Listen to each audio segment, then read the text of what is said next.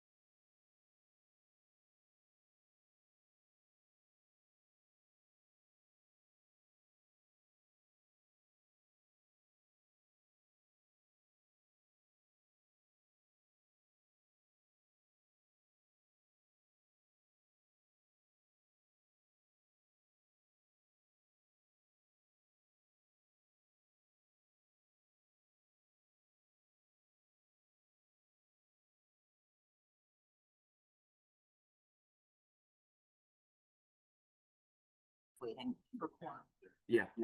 Um,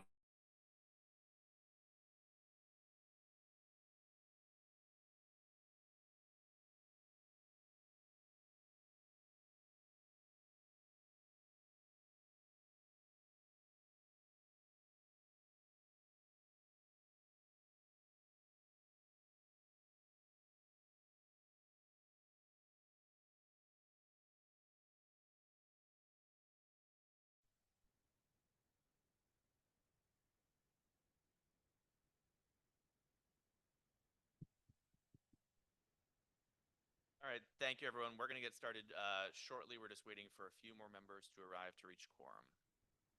Get started shortly.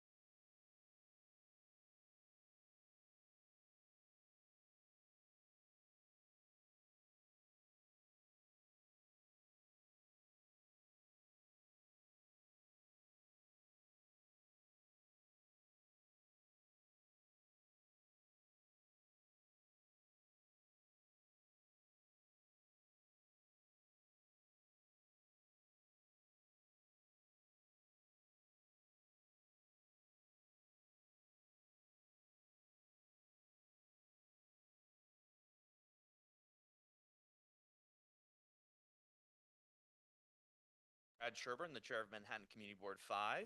We will begin our December board meeting tonight with a public hearing. So I will hand it over to our second vice chair, Samir Lavingia. Thank you. Good evening. This is the public hearing of Manhattan Community Board 5. I'm Samir Lavingia, and I will be your chair for the public hearing. During this meeting, members of the public are invited to speak for 2 minutes on the subject set forth in the agenda or on any topic that relates to the affairs of the community district. If you would like to address the board before it votes on any matters tonight, now is your opportunity to do so. Although there will be a public session during the full board meeting later, that public session will be at the end of the meeting after all the votes have taken place. So if you would like to address the board on any matters before it votes tonight, now is your time to do so. If you would like to speak during this public hearing and you are in person, please fill out a speaker form that you can find near the front. They look like this. And if you are online, please use the raise hand feature now if you would like to speak. When you are recognized, you'll be able to unmute yourself. Please speak loudly, clearly, and slowly to ensure that we can hear you in the room and online. So with that, we will start the public hearing with our first person. We're going to do a little bit of back and forth, but we're going to start with Vincent Jenkins.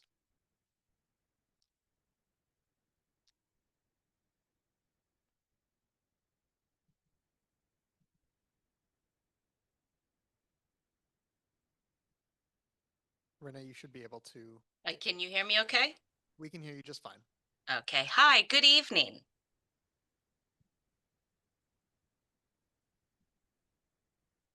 Hello, everyone. Good evening. Good evening to everyone.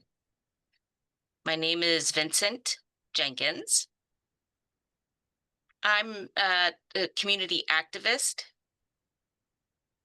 for New York City, and I support the theater opening business. They should have more availability for disabled people to be able to come to see performances, and for deaf and hard of hearing people. There should be more for handicapped and disabled people to be able to go into the theater and want them to come back again. It's a very serious thing. It's very fun for people to be able to go to the theater. It's a good business that's running. And I want you to recognize that I'm trying to encourage you to let the word be known that disabled people or deaf people, that they should be able to come and see these things together. We should try to combine the worlds, because I know a lot of the world is hearing, but I'd like to make the deaf and the hearing world come together and be able to see the performances in New York City. Recently, a few years ago,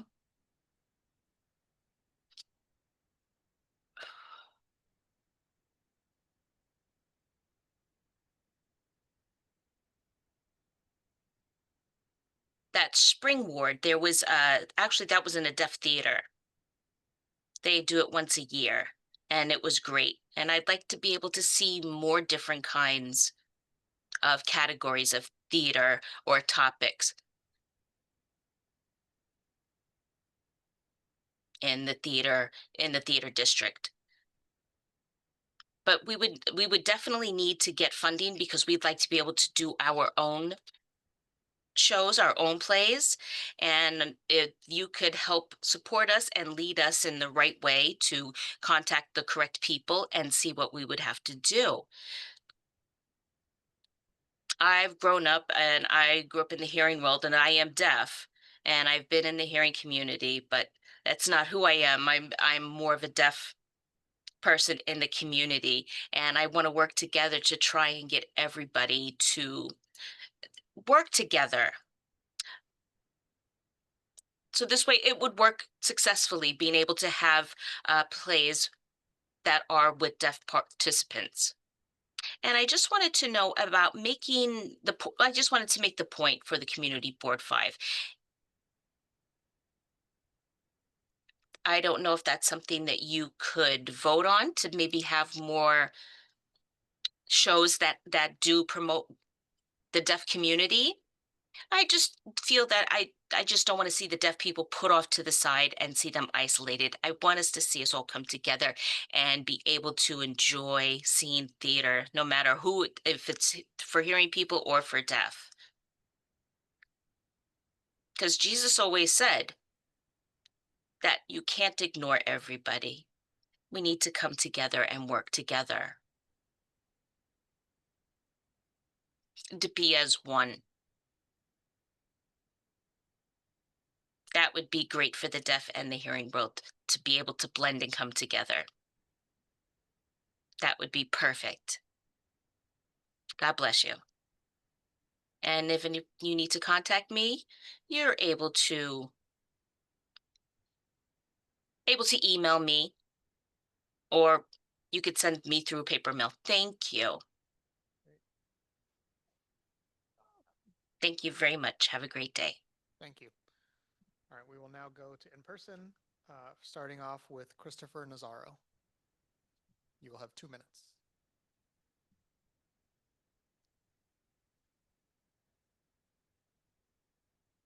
Okay, good evening. My name is Christopher, and I am a part-time faculty member at the New School and a member of the UAW Local 7902, speaking in that capacity. Since I last reported on the changes happening at the university, the situation has only grown more severe. The administration has now officially paused all PhD admissions indefinitely discontinuing 3 undergraduate majors, anthropology, history, and sociology. So we will be a university without anthropology, history, or sociology for the foreseeable future.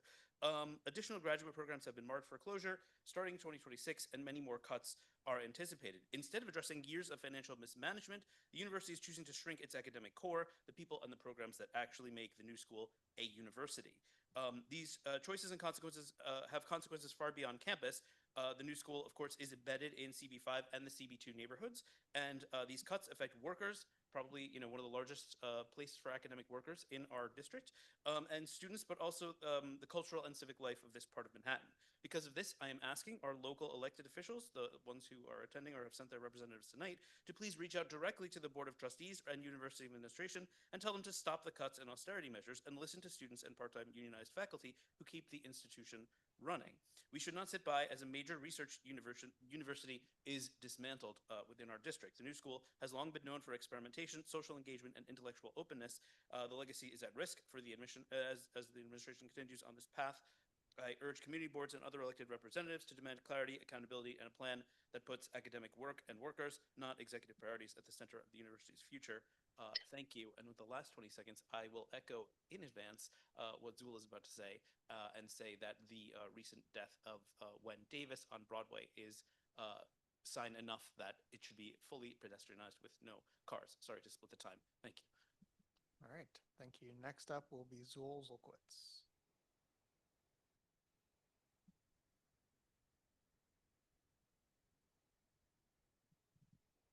Thank you. Wendy Davis, a 60-year-old woman better known as the actor Wen Alton Davis, was struck and killed by an SUV this week in the crosswalk at Broadway and 53rd Street. The highest priority of DOT's Broadway vision was to fulfill Vision Zero, zero fatalities by vehicles. But Broadway is a riot of unregistered motorcycles frightening pedestrians at every step.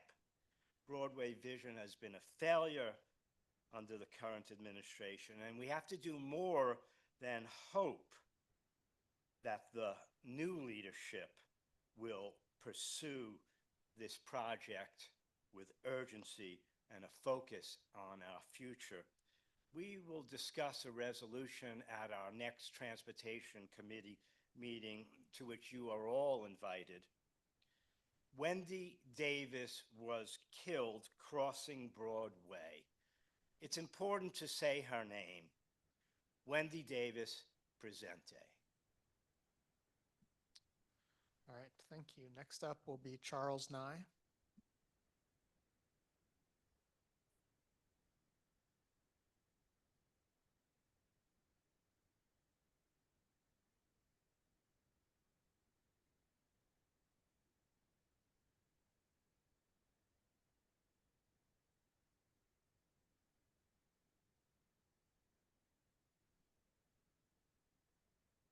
Hello, my name is Charles. I'm a constituent of this district. I was present at the Parks Committee meeting on December 1st that just passed. I was very disappointed to hear the comments from a community board member that that happened at the very last presentation, which was Stella Artois.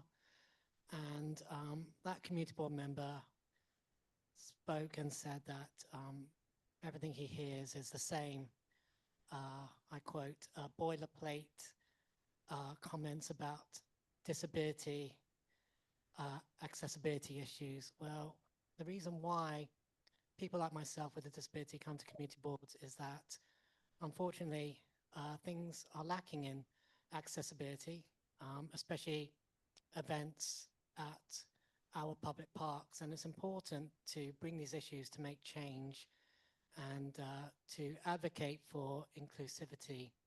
So I find it disheartening that such a comment would be made, because it feels like as if disability issues are to be dismissed, to be seen as annoyance or an inconvenience, when in fact people like myself with disability just want to have equal access to our public parks and our events. And it's sad because If it was any other issues such as LGBTQ rights or anything like that on illegal immigrants or something like that, you know, those matters would be listened to. And it really does sadden me because it does feel that disability issues are not taken seriously at this board at all. And when, you know, when it comes to hearing public comments at committee level, I do hope eventually that will change. And also it's very sad that under Mark Levine, there is still no community board member currently on this board with a disability. So the representation of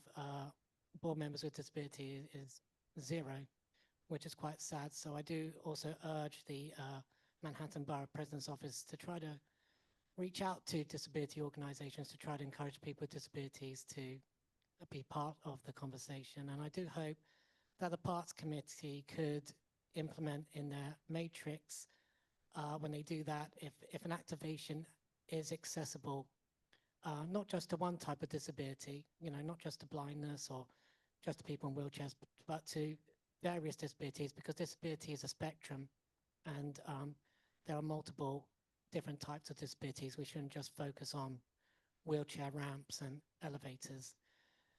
So thank you very much for hearing me. And if that board member did wish to apologize, obviously I'm sure there's time in the meeting when they could do that. Thank you very much.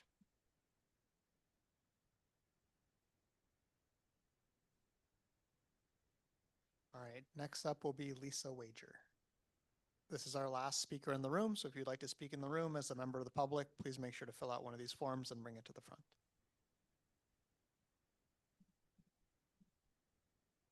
The board's indulgence for an extra 25 seconds based on my long history of complete adherence to the 2-minute rule, please. Thank you. Hello, I'm Lisa Wager, Director of Government Community Relations at the Fashion Institute of Technology at East Union College on West 27th between 7th and 8th. I'm here with an FIT update.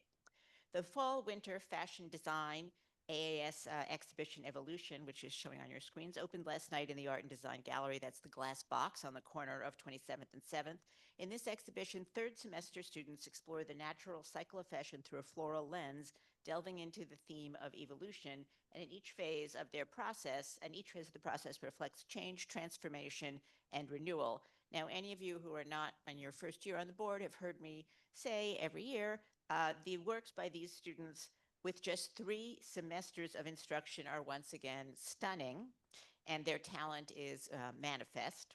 The exhibition, there we go, their exhibition is a collaboration along with the garments and looks on mannequins. Students from the illustration program interpret transformation through fashion illustrations, and students from photography and related media captured the movements of actual evolution, documenting their fashion design AAS peers as they bring their visions to life. The show will be up through January 11th, and you can see some of it by just walking by on 7th Avenue, so I hope you'll take advantage of that.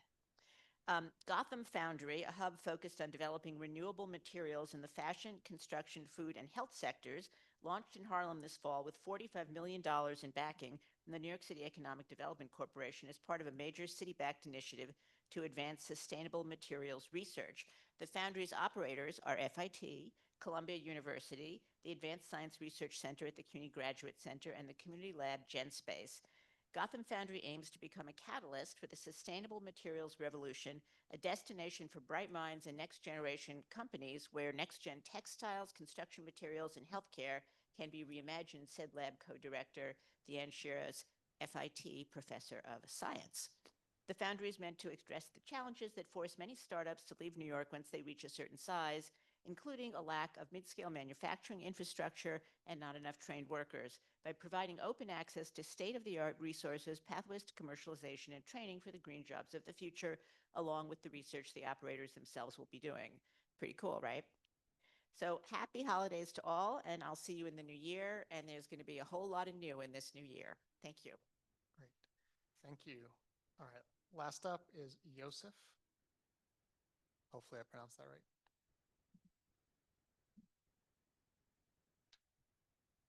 Hey, I'm Yosef, a longtime listener, first-time caller. I'm here to kind of reiterate what Zul said, but also put in a proposal for the complete pedestrianization of Broadway from Columbus Circle down to Union Square.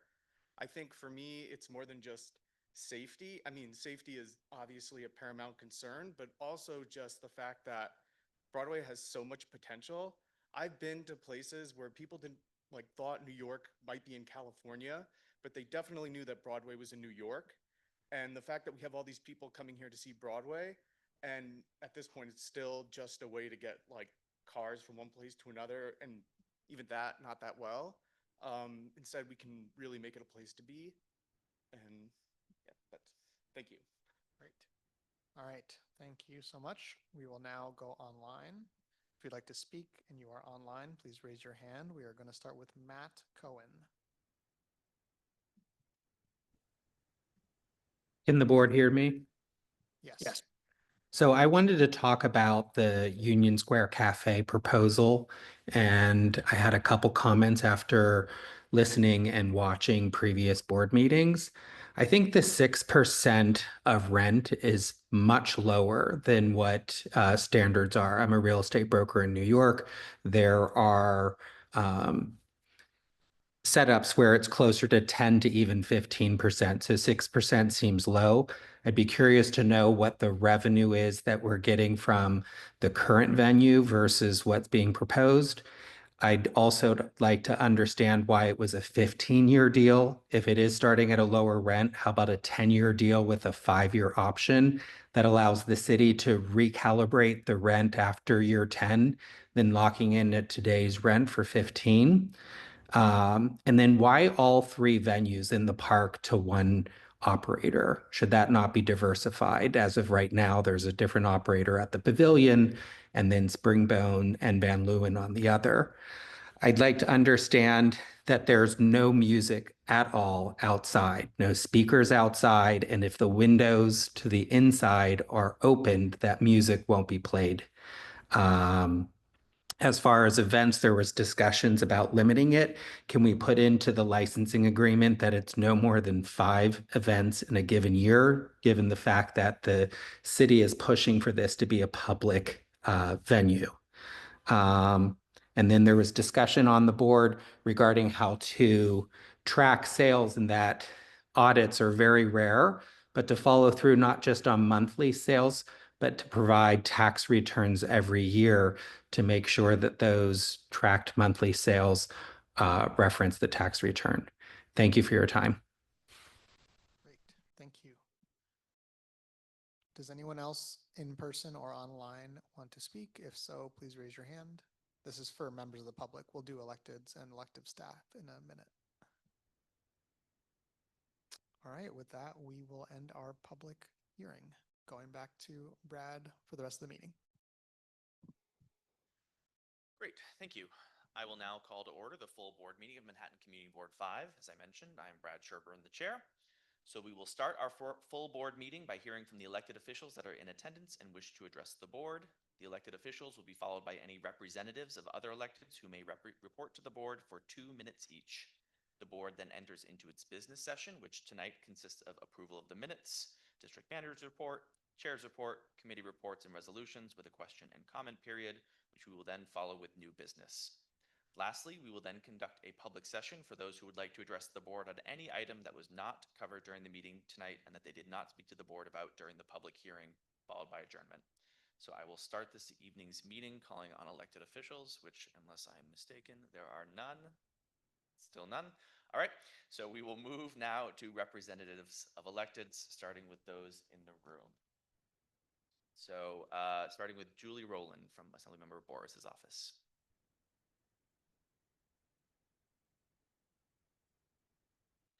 Hi, good evening. All right, I'm going to make it quick because we've got bills passed this week. The governor signed 3 bills into law. A 1223, that's moving the filing deadline to run for office so it doesn't fall on Passover. So New Yorkers never have to choose between public service and religious observance, but also we projected out many years into the future, looked at the dates for all kinds of religious holidays for all sorts of religions. That's bill number 1. Bill number 2, A 3307, updates the Uniform Commercial Code to ease interstate commerce and update our financial transaction laws so we're in line with 30 other states. You can read about it. And A 8804 helps agencies to go after unlicensed financial exchanges with stronger regulatory authority and higher penalties. Basically, it's helping consumers because it reduces fraud, and it also helps businesses that play by the rules. So those were 3 big wins. Just wanted to share those with you all because that just happened this week. The big news, though, is that coming back from the holidays, we are having a State of the District. Please come, please save the date. It's Thursday, January 22nd, 6:30 to 7:30 will be the actual address, but doors will open at 5. That's going to be at the CUNY Graduate Center, 365 Fifth Avenue, and you can RSVP at bit.ly/Boris26. I hope you all come. Assemblymember Boris is going to address all the things that he accomplished in the last year and the things that we hope to accomplish in 2026. But come and hear the State of the District. Reminder that we have notary services Thursday from 10 till 2, Monday through Thursday from 10 till 2 at our office. And then also we are calling on community champions. I'm looking at a room full of them. We're looking for folks who live in our community who are just doing good work. So you're here at a community board meeting, that could be you, but also it means you probably know the folks who are truly unsung. So if you can think of anyone that you have come across through these meetings, through what you do just in your everyday lives, please nominate them. It could be anything. We'll figure out what kind of recognition to give them, but we really have an initiative to give more credit to the people who are keeping this community doing so great. You can nominate them at bit.ly/BorisCC, and that's for community champion. And happy holidays. Thanks so much, guys. All right, thank you. Okay, next up is Brocker Rosenberg from the Borough President's Office.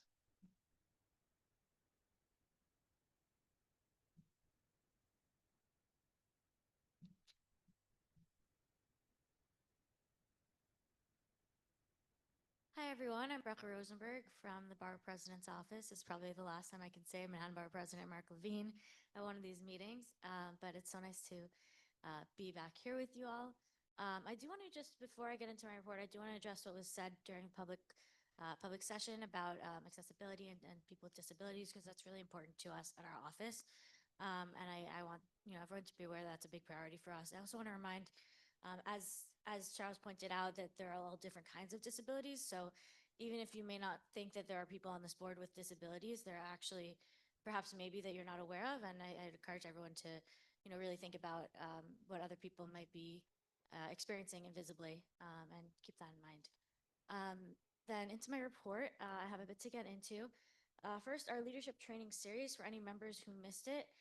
The webinars, we recorded them and they'll remain on the current YouTube channel, at least until December 31st. After that, we're not sure if they'll remain up, but if you want to catch up on them, if you're curious about past sessions from other years, now's the time to do that.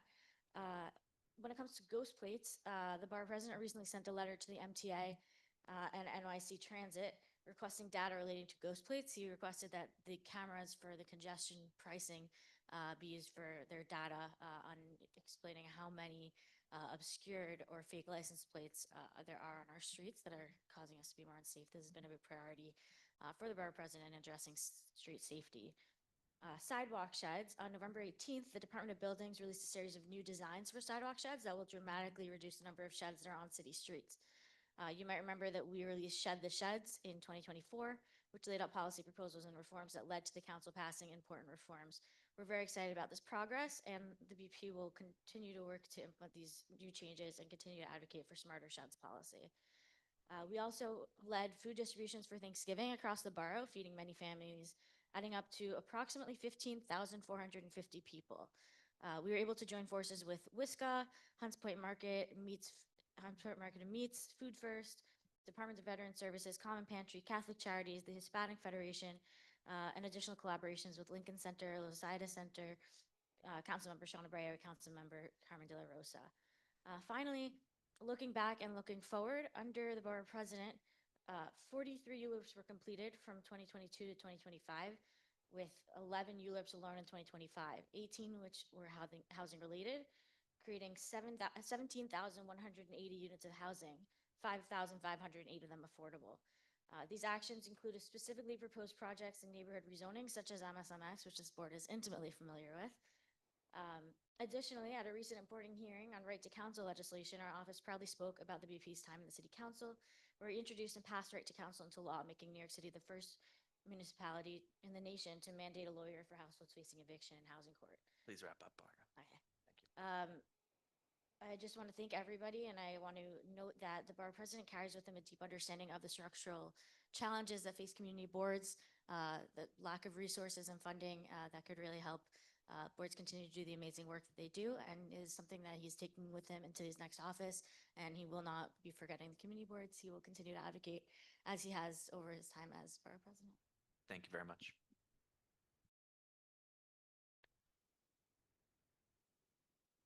Okay, next up is Julia Rudy from Assemblymember or Councilmember Epstein's office.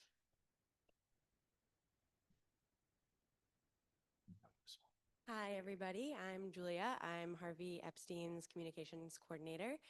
So it's been a big week for us. Exactly 1 week ago today, Harvey was sworn into the city council, and he had the opportunity to vote that same day. It was particularly exciting. He got to vote on to overturn 4 of Mayor Adams's vetoes on matters concerning tenant protections against rent hikes, and also to close the gender pay gap. So it's very exciting that he gets to advance causes we care about. The next stated meeting will take place on December 18th from 1:30 to 5:30, and you are all welcome to attend. Also, we will be hosting an event this weekend with Hands Off NYC, where we will be making whistle kits and literature surrounding what to do when ICE enters our communities. This will be a great opportunity to learn more about how to protect your neighbors from ICE. It is from 10 to noon at ABC Beer Co., which is on 96 Loisaida Avenue. As we make our transition to the council, we would really love to hear from all of you. So I've left some packets on the front table with how to reach all of us. And I'm really looking forward to working with you all. Great, thank you. Okay, I will go online now to Alex Marinides from Senator Liz Krueger's office. Hey, can everyone hear me? Yes. Hey, good evening, everybody. Thank you for having me. My name is Alex Marinides with State Senator Liz Krueger's office. Senator Krueger will be holding session 4 of her virtual older adult roundtable series on the impact of federal funding cuts to older adults. That's going to be this coming Tuesday, December 16th from 2 to 3:30 p.m. The topic for this one will be benefits in older adult centers. You can tune in to find out how federal budget cuts will impact benefits like SNAP, HEAP, and cash assistance, and to hear about new work requirements for people under the age of 64. We're also going to discuss how budget cuts are impacting older adult centers and the programs and services they continue to provide to support the community. We'll be joined by Jeremy Kaplan, the Executive Director for Encore Community Services, and Kim Lerner, the Director of Benefits Outreach Program for Live On New York. I'm going to put the link to RSVP in the chat, but it's also available on the CB5 website in the resources section under Senator Krueger's name in elected officials. There's also an option to listen in over the phone if you cannot join the Zoom. So you can feel free to call our office if you have any further questions. That's 212-490-9535. In a few weeks, we're going to begin the 2026 legislative session, where Senator Krueger will retain her role as the Senate Finance Chair. Just to be completely frank with everybody, she's anticipating a difficult year for the budget, given the dramatic federal cuts, and she wants to be very clear that although the state will do what it can to mitigate the damage caused by the federal government, the state will likely be unable to fill the funding gap in its entirety. Just want to be transparent about that, but obviously more to come. We sent 3 bills from the previous session to the governor's desk and are still hoping for her signature on them.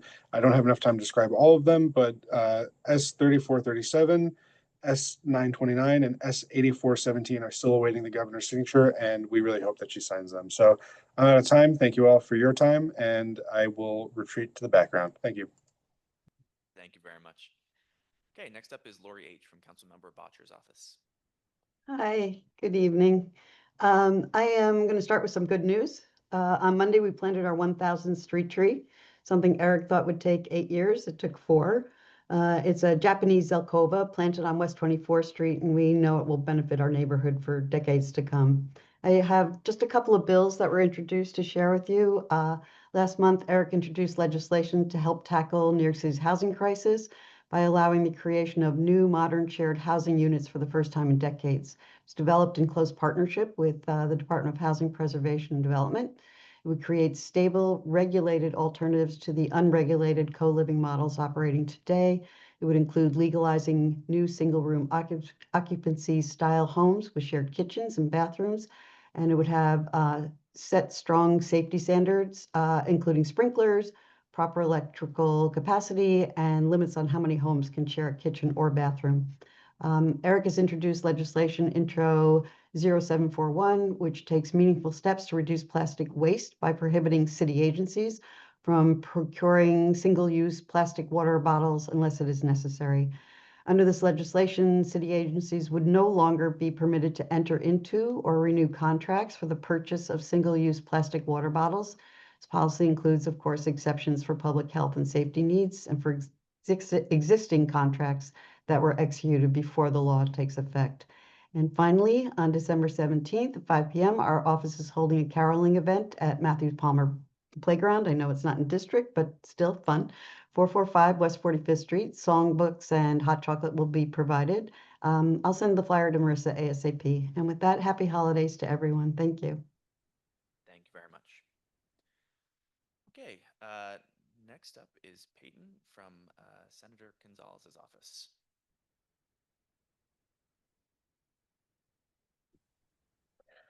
Good evening. Last month, ahead of Thanksgiving, Senator Gonzalez's office was able to distribute 910 turkeys across Senate District 59. Really happy that we were able to do that. Next, I just wanted to highlight that earlier today, Senator Gonzalez was featured as part of an election cybersecurity summit hosted by the Brennan Center for Law, Common Cause New York, the New York City Bar Association's Election Law Committee, and the UC Berkeley Center for Long-Term Cybersecurity. As the chair of both the Internet and Technology Committee and the Elections Committee in the Senate, she was thrilled to be part of this. Next, I also just want to highlight that last month, Senator Gonzalez held her first State of the District Town Hall.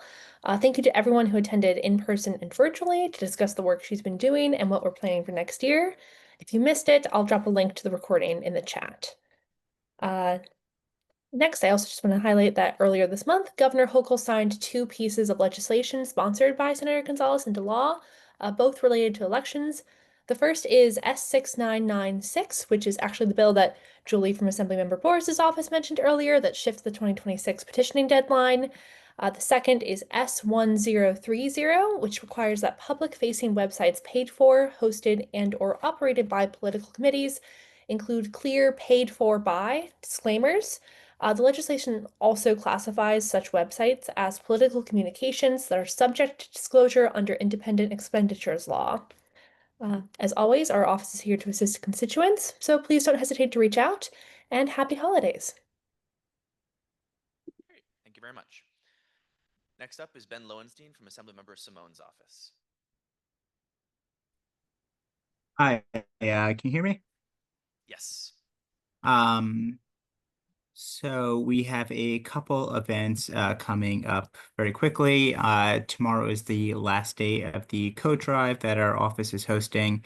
If you have any new or gently used winter clothing, you can drop them off at our office at 214 West 29th Street, Suite 1401. It's between 10 and 5 o'clock. And then the next day, this Saturday, December 13th, we have our mobile pet adoption that we're hosting with Assemblymember Linda Rosenthal. If you're interested in adopting a pet or just want to hang out with some cute animals, you can come by. That will be from 11 to 2:30 at the Pure Paws Vet Clinic at 506 West 42nd Street.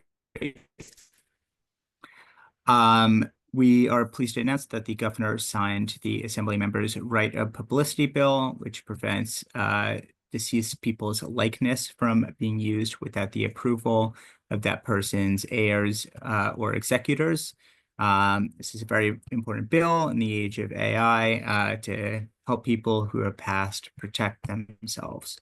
The Assembly member also recently introduced the Immigration Enforcement Radar Act, which would require New York State to create a public online dashboard disclosing data on ICE and immigration official activity across the state. This is very important so that New Yorkers have a clear data-driven view of ICE's footprint in the state and will, help policymakers and advocates be able to react to immigration enforcement activities within the state. Next time I'm here, the Assembly member will be in the legislative session. As always, our office is open to hearing any ideas that members or the board has for legislation. Thank you. Great, thank you very much. Okay, we will go back to in person because Assemblymember Boris and Councilmember Powers have both just joined us. The two of you can decide who goes first. All right. Yes, please.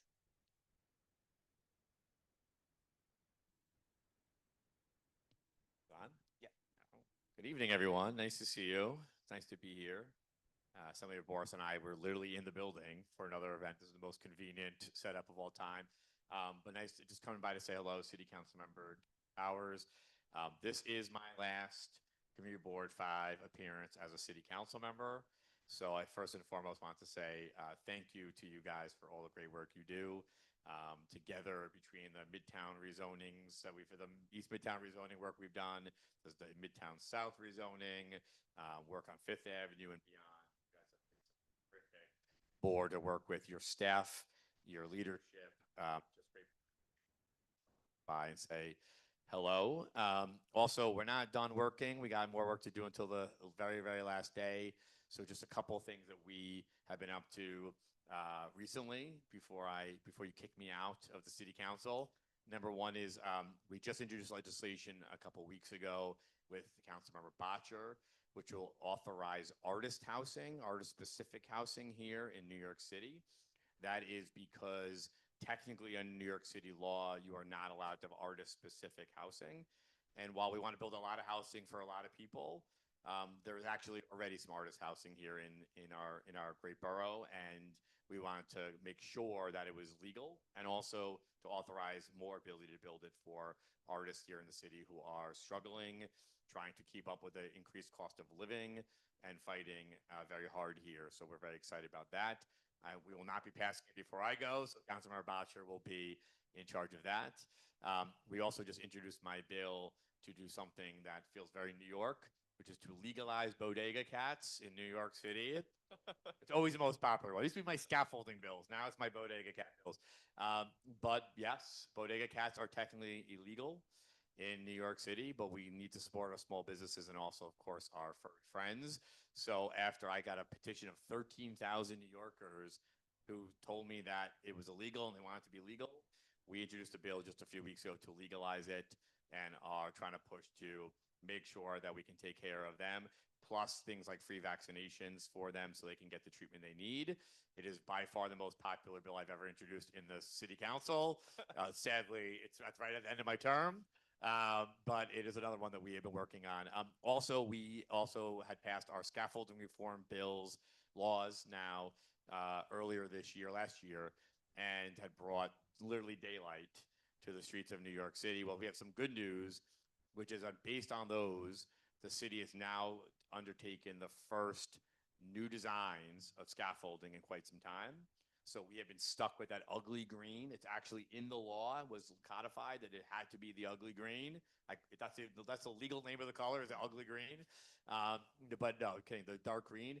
We just got 4 or 5 new designs, which are fantastic. You should go look them up. Much more open air, much more space, and netting as an increased option, but ways to accomplish a lot of our goals, which is to make it brighter and safer and more accommodating for our small businesses. So those just came out a few weeks ago, and we're very excited about that. I can go on and on. We have a lot of work to do. Our next and last session of votes are next week. We have a whole lot of bills we're trying to pass before we get out of here.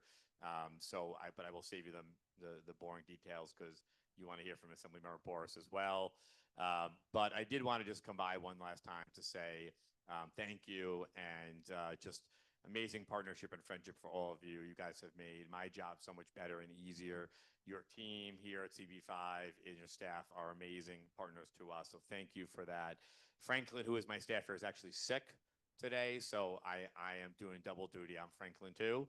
But I will be promising you will be seeing me soon in a different capacity. So I will be back to come say hello, hopefully as a state assembly member, not as a city council member. They're both great jobs. Anyway, thank you guys for your great friendship and leadership and just coming by to say hi before the holidays. Have a safe and healthy, happy holidays. Thank you. Thank you very much. Yes, please. I'm not replacing him. He's irreplaceable anyway, but he's your assembly member, Alex Boris.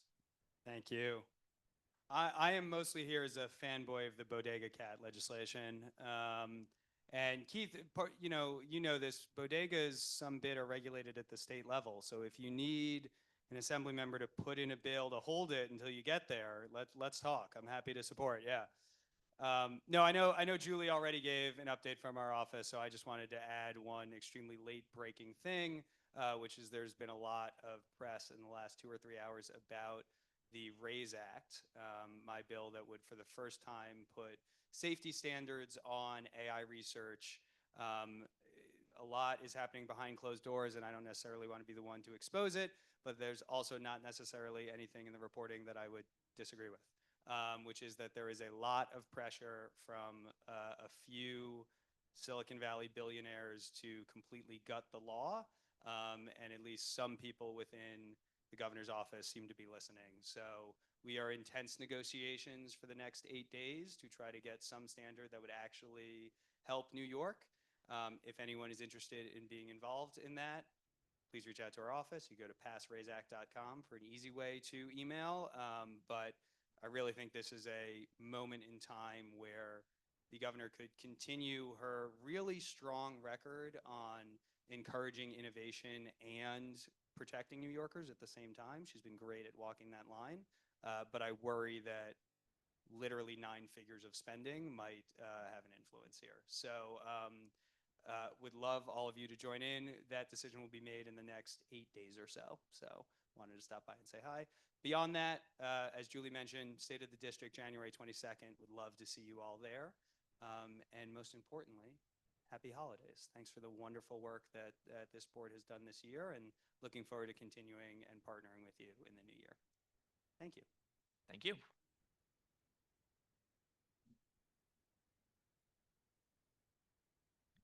Okay, going back online.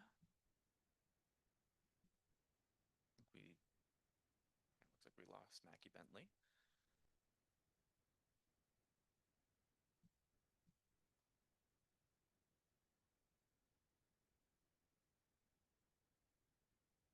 Great. Okay, then I think that concludes the elected representatives. So we will now enter into business session of the board, where, as I mentioned, only board members are allowed to speak. Board members attending virtually, please remember to have your videos on during the meeting. So we're now entering the business session, starting with a vote to accept the November minutes. May I have a motion? Anyone? And a second. Thank you. As a reminder to all members, we are conducting voting using the Google form sent to you by Milan earlier today. Please use this Google form to cast your vote. If you are in person and do not have a device capable of casting this vote, or if you're having issues or need assistance, the board office is available to help. For members attending virtually, please let us know in the Zoom chat if you are having issues.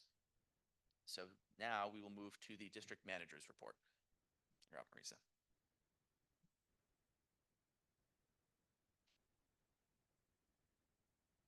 Hi, everyone. I'm Marisa Mock, District Manager for Community Board 5. I just wanted to let members know and constituents know that we are working with our local council members and our assembly and state leaders on some construction projects in the district that have caused a lot of issues. The Torch Building on 8th Avenue in the mid-40s, which has 24/7 construction variance permits, and the Wellington Hotel, which is just starting work on 7th and 55th. So I'll keep you updated on that, but that has been a real sort of source of complaints for the district. Also, I want to let you know the office will be closed between Christmas and New Year's, but if you need anything, just please reach out to me. I'll be available. And remind you that the new 2026 meeting calendar for CB5 starts next week. So the calendar is different. I urge you to take a look. Remind yourselves the function in the website for sharing the calendar on your personal calendars has been fixed. So you should all be able to do that. I encourage you to do that, and happy holidays. All right, thank you. Okay, we will now move into the chair's report. So I hope you all had a nice Thanksgiving holiday. I want to start my chair's report by thanking you all for the hard work you put in over this past year. We've passed 83 resolutions and letters over the past year on a number of important topics, from busways to budget requests, additions to the Met to Midtown South. We've gotten a lot done this past year, and you should all be very proud of that work, and I look forward to the work we'll all accomplish in 2026. I also want to take this opportunity to thank a few of our outgoing elected officials, Borough President Mark Levine and Councilmember Keith Powers, for their partnership with our board and the support that they and their staff have given us during their time in office. We wish them well and look forward to working with the Borough President-elect Hoylman Siegel, Councilmember-elect Maloney, and newly sworn-in Councilmember Epstein. As we head into the new year, I want to remind everyone, as Marisa just said as well, of the new schedule change that the Executive Committee approved a few months ago and that has already been shared with you and is now online on the calendar. Beginning in January, we're moving up committee cycles to the week after the full board meeting rather than waiting an additional week. This shift will allow resolutions and letters to be available earlier in the month for all members to read in advance of full board. I hope you'll all take advantage of this extra time to review materials, watch recordings, and ask committee chairs any questions you may have so that we can come to these meetings fully prepared to discuss and vote. Finally, I want to underscore the importance of attendance at your committee meetings. Each of your perspective strengthens our work and helps to ensure that our resolutions reflect the full breadth of views across the district.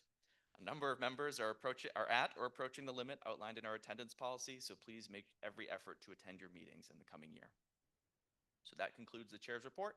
So now we will move on to committee reports and resolutions, starting with transportation. Karen, you're up.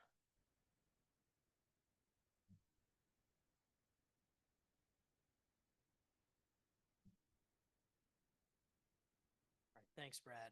May I have this resolution deemed read? So deemed. Okay, guys, this is Kiran Patel, Vice Chair of Transportation. Tonight's reso is courtesy of the New York City DDC in coordination with DOT and DEP. It's pretty straightforward and focuses on pedestrian safety improvements along Lexington Avenue from 41st to 49th Street. Scope of work includes 7 permanent sidewalk and curb extensions, 5 intersections getting safety improvements, in the range of, ramp upgrades, traffic signals, street lights, wayfinding signage, and pavement markings. There is some incidental sewer and drainage work going on and critical infrastructure upgrades, such as water main replacements that are already underway. The committee unanimously supports this project and further requests 4 points. 1, all construction trailers and storage are illuminated 24/7 with hardwired electrical lighting rather than using generators. 2, coordinating with the 43rd Street Shared Street Project to minimize community disruption. 3, we request that DDC actively coordinates with Metro North for future permanent improvements to the west side of Lexington Avenue. And lastly, DDC to provide consistent communication when moving storage areas and materials to all stakeholders. Thank you. Are there any conflicts? Any questions? Any comments? All right, thank you. Thanks. Okay, next we're moving to landmarks. Kevin, you're up.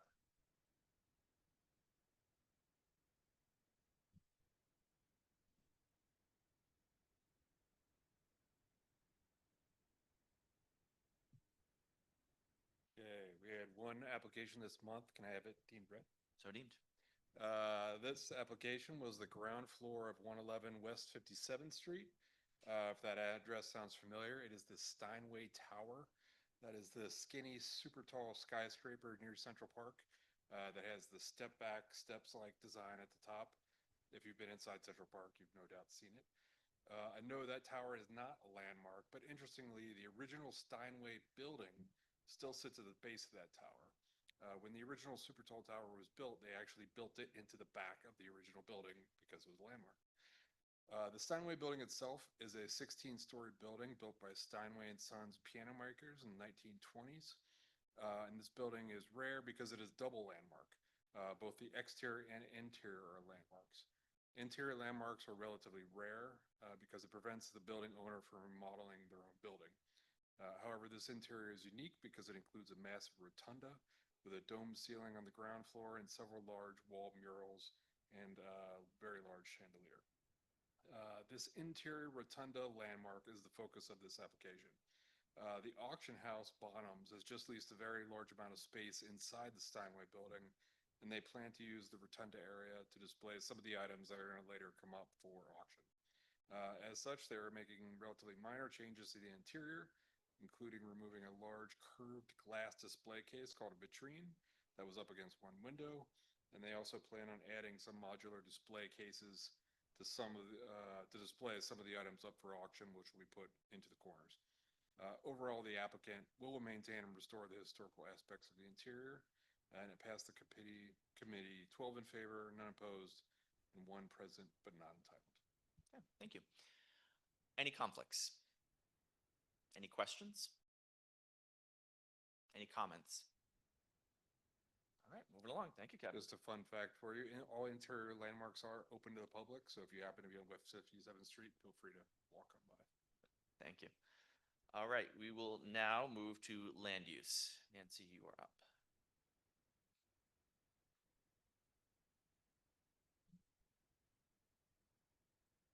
Good evening, everyone. I'm Nancy Gosho, and I'm Chair of the Land Use, Housing, and Zoning Committee of Manhattan Community Board 5. We have 5 items. One is a letter for resolutions. They are on pages 5 through 12 of your packet. I assume you've all read all of these resolutions and letters. I'd like them deemed read. So deemed. Thank you. So starting on page 5, mid of the page, we talk about letter of support for the conversion of the Stewart Hotel at 371 7th Avenue and 31st Street, converting it into affordable and supportive housing. This is on page 5 and 6. So this letter supports Breaking Ground, the nonprofit affordable housing developer, and Slate Property Group's proposal to convert the largely vacant Stewart Hotel into 579 affordable and supportive apartments. The building is historic. It was built in 1929. It will be adaptively reused with historic tax credits, retail, and garage retained. The unit mix is 82% studios, 18% one-bedrooms, 50% supportive housing, 50% affordable, up to 60% AMI. Services will include 24/7 attended lobby, case management, medical, mental health care, employment support, and benefits counseling. The timeline is the acquisition will be in December 2025. Construction close will be late 2026. It'll be a 2-year renovation, and it'll be opening around 2028. So our committee and hopefully the board will support the project for its proximity to Penn Station, strong on-site services, and contribution to neighborhood stability and public benefit. We do have some recommendations that we'd like to propose. We'd like the Breaking Ground to consider adding outdoor space, roof, courtyard, or garden due to the severe open space shortages we have in Midtown South. We'd like them to include on-site street outreach team to serve individuals experiencing homeless around Penn Station. And finally, we look forward to ongoing collaboration as the project moves towards its Article 11 review. The vote was unanimous, 12 yes. Any conflicts? Any questions? Any comments? Okay, next one. Okay, the second one is 175 Park Avenue application for Public Design Commission regarding 3 publicly accessible terraces. So this is a new building that will be built at the corner of 42nd Street and Lexington Avenue, and it will have 3 new terraces, which we call POPs. Everyone knows what a POP is, right? Anyone doesn't know what a POP is? Publicly owned private space. I'm sorry, privately owned public space. That was backwards, sorry. It's trying to keep you all awake. So PDC, Public Design Commission, wants our opinion on the design of these three new terraces because this new building will be built on city-owned property. It's currently on state-owned property. It will be transferred to city-owned property. Therefore, PDC oversees all permanent structures, landscapes, and art on city-owned property. 175 Park Avenue will be an 83-story, 3 million square foot tower. The site will be city-owned at the completion and subject to PDC review. The developers received a 1.7 FAR bonus in 2021 for creating 25,000 square feet of public terraces. These terrace designs include the Chrysler Terrace, the Gray Bar Terrace, and the Grand Central Terrace, and they were all presented to us on November 19th at our committee meeting. The three elevated terraces will each have its own elevator, unique views, seating, greenery, public art, cafe retail with public access signage for the seating, and open 18 hours per day, every day. So our concern is that CB5 lacks open space, so the three terraces would be valuable public amenities. However, POPs over 10,000 square feet must provide food amenities, and CB5 has long held that bathroom amenities should likewise be required. Second, the proposal includes no public bathrooms, forcing all users, including those with mobility challenges and families, to rely on basement facilities in Grand Central Terminal. The three terraces yield a roughly 250,000 square foot FAR bonus worth potentially more than 500 times the cost of providing bathrooms. Our resolution is as follows. We recommend denial unless on-site public bathrooms with signage are provided. We also request further updates on terrace maintenance, security, sustainability, and resiliency. The vote was 11 yes and 1 no. Thank you. Any conflicts? Any questions? Any comments? Ankur. Zul, that one, please.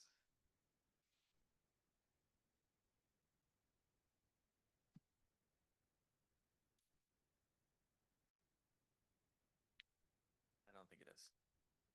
I think so. Push and hold that. Perfect. Okay, thank you.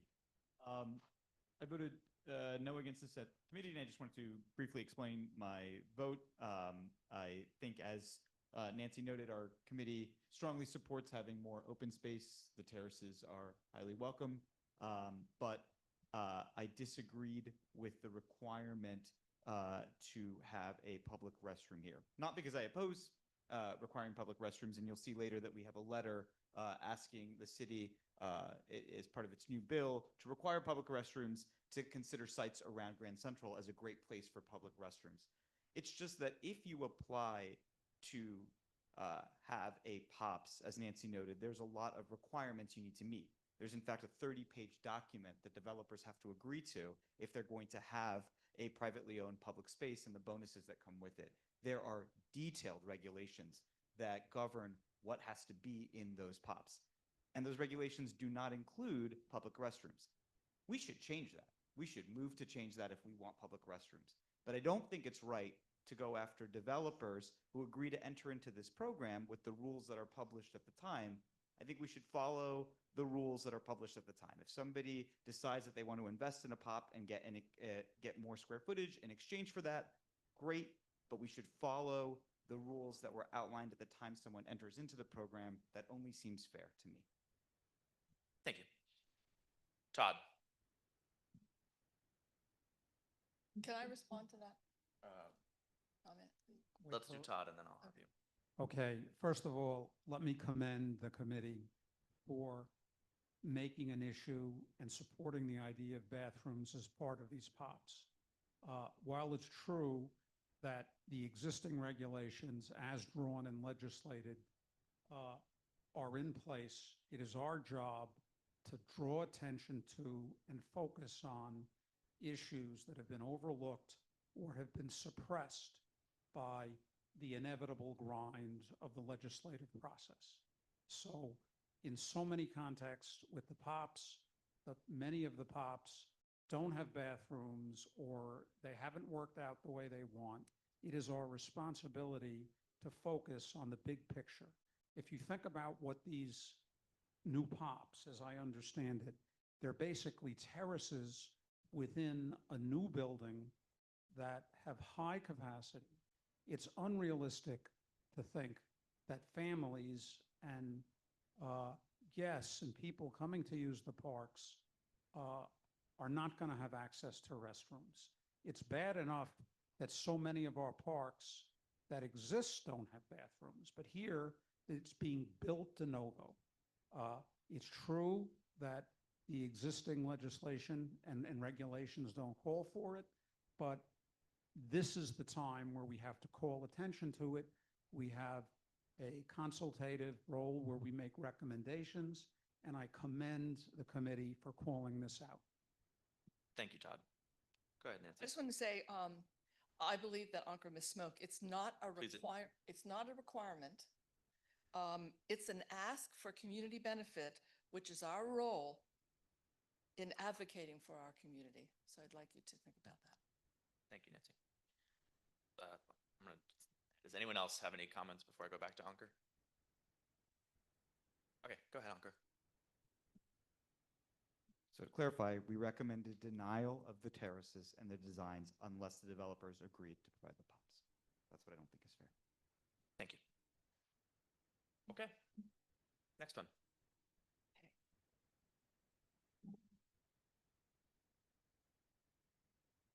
So item number 3 is actually a letter that we prepared and will be sending to our electeds regarding 175 Park Avenue public terraces. And in this letter, we urge City Council to require public bathrooms access in the 3 public terraces at 175 Park Avenue. This is the site of the currently Commodore Hotel. The key points in our letter are 3. I'm going to read them to you right out of the resolution. City regulations require food establishments with 20 or more seats to provide restrooms for customers. It is inconsistent for space with public cafes and built as a zoning benefit for the public to lack bathroom access for the very public whose presence and use justify the FAR bonus. Without on-site public bathroom access, visitors, including families with children, older adults, people with disabilities, those with medical needs, will need to either purchase food or leave the terraces, travel down multiple levels, exit the building, and rely on the bathrooms inside Grand Central Terminal next door. This journey is too far and complicated and insufficiently accessible. It is not inclusive, and it undermines the purpose of providing generous, high-quality public spaces. A public space cannot be truly public if it does not meet basic human needs. Requiring public bathrooms would significantly enhance the usability, dignity, safety, and comfort of the terraces, aligning this project with the city's broader goals of delivering accessible world-class public spaces. CB5 strongly urges Council to require on-site public bathrooms with signage, and this was a unanimous vote for this letter. Thank you. Any conflicts? Any questions? Any comments? Okay, next one. Okay, this is number 4. This is the second renewal of 2 special permits for a new residential building at 110 East 16th Street. The permits ask for modify height, setback, and distance requirements for Century Association building maintenance, and allow 18 resident-only automated parking spaces. In terms of the site, there are no bulk changes, FAR massing or parking. Landmark maintenance continues for the Century Association building. Our concerns were this is 40 to 55 market rate units lacking any inclusionary housing. Bulk and setback issues remain. We approved this with a further resolve that the applicant, to the greatest extent feasible, explore opportunities to incorporate income-restricted housing, off-site affordable housing contributions, or other community benefiting commitments as the project advances toward construction. It was a unanimous vote. Thank you. Any conflicts? Any questions? Any comments? Mr. Mayor. The last one is, sorry. Just wanted to say, this is, as Nancy said, this is, I think this third time they're coming to us because of renewals, and this is the first time that we're voting in favor, so I'm very excited to vote in favor of this project. Thank you. Anyone else? Okay, next one. Okay, so last one, 1221 Avenue of the Americas, Avenue Renewal, application for 2 open-air cafes. 1221 Avenue of the Americas seeks a 3-year renewal for 2 open-air cafes on the West 49th Street Plaza, 28,613 square feet. The cafes total 1,538 square foot, 5.4% of the plaza, within the 20% limit. Applicant, however, refuses to post signage that tables and chairs are free for public use, and they refuse to provide public bathroom access. Bathrooms already exist. CB5 previously recommended denial, this same denial, in 2017 and 2022 for the same issues. Denial of this application for a new 3-year to continue operation of 2 open-air cafes on the West 49th Street frontage of a public plaza is denied unless the applicant includes signage which indicates that tables and chairs may be used by the public without a purchase, and 2, provide access to public bathrooms for the public either inside the building or at a public bathroom as part of any further renovations of the plaza. The vote was unanimous. Great, thank you. Any conflicts? Any questions? Any comments? All right, great. Thank you, Nancy. All right, cruising along.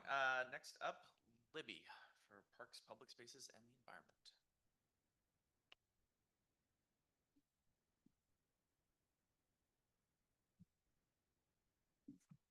Hello, I am Libby Hutton. I'm the chair of the Parks, Public Spaces, and Environment Committee.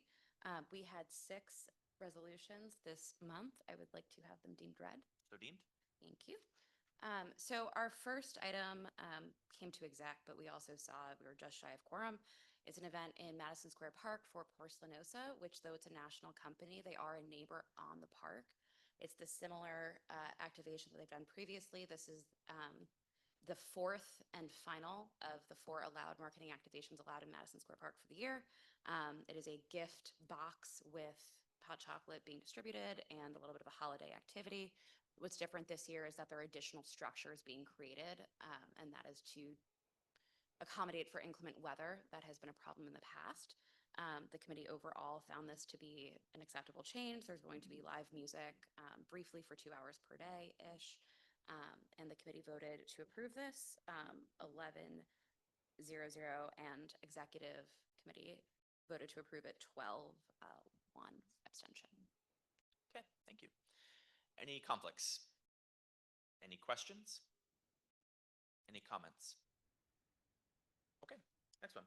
Okay, so this is the Union Square Park House agreement, the 15-year concession agreement with the cafe and the 2 snack kiosks. I did want to address some of the comments that came from the public about this, which I will address as I described to you the contract. So this came to us, the Parks Department came to us with information before they went to RFP. That was at the June 2024 meeting.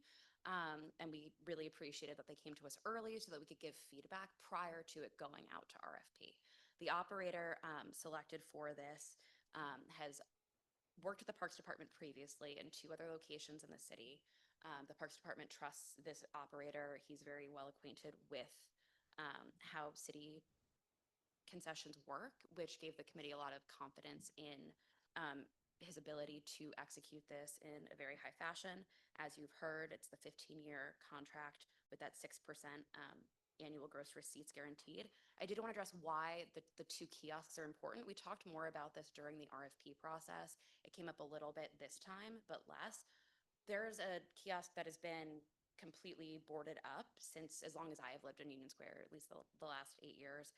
It needs to get water plumbed into it. There are a bunch of regulatory reasons why other operators have tried to go in, but it just has not gone through. It's going to take roughly $1 million in capital improvements to get that connected to water. That is part of why it was really important in this RFP that those 2 snack kiosks were connected to that restaurant. There's also a bathroom access issue for employees. That is also why it's really important that it was connected. As far as affordability goes, which is, as you all may remember, something very important to our committee and to this board when it comes to concessions in parks. The Parks Department, we saw a sample menu. The Parks Department also has to approve the pricing prior to any pricing changes. We asked them to give us a heads up as well.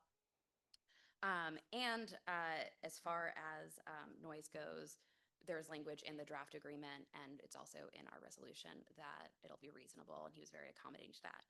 What I want to point out that is of great interest to this board is, and the operator was very, very accommodating and very amenable to this, is that in all restaurants in parks, the bathrooms are available to the public without purchase.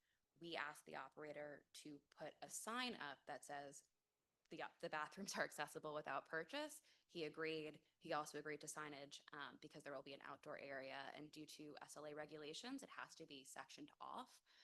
It's going to be less bike rack and a little bit more green in its general construction, but we also wanted signage to make sure the public knows that the seating is also available.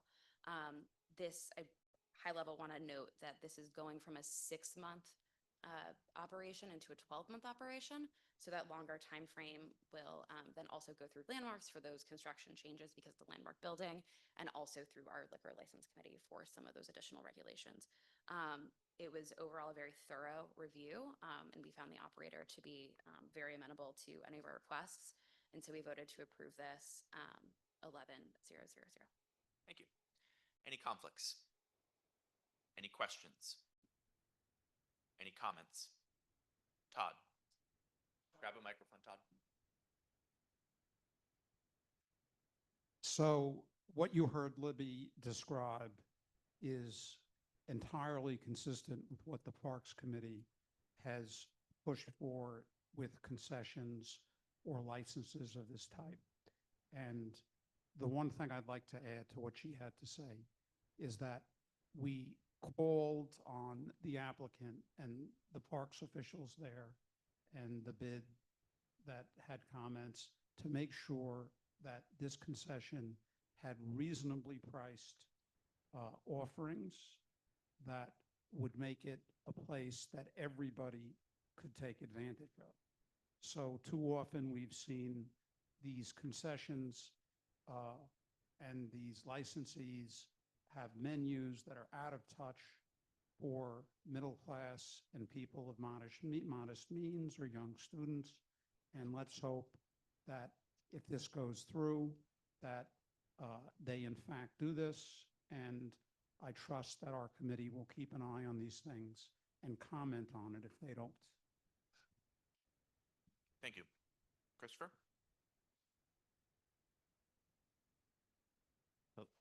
Hello. Okay, so first to the member of the public who had some very cogent and great things input, I would just say to that person and to anyone who wants to influence this process that it's better to come to the committee meeting than to do this here at full board, because things don't usually get done here as much as they would be at the committee meeting. So like changing things like, you know, the percentage or something. I mean, if we even have the ability to change the percentage of the revenue that we would get back, that's something the parks negotiates separately. But to comment on that and to be involved, I would say please come to the committee meetings. Our next one is Monday, this Monday. I'll be there, probably. Okay. And then the other thing I want to say about this is there is like a really sad story that I have when the chair and I were touring Union Square Park with the Union Square Partnership people, that there used to be a large part of the community that was very vocal about not having any privately operated things like this, like no restaurants, no concessions, right? Like this is public space and it should be used as public space. But we were told that they all died.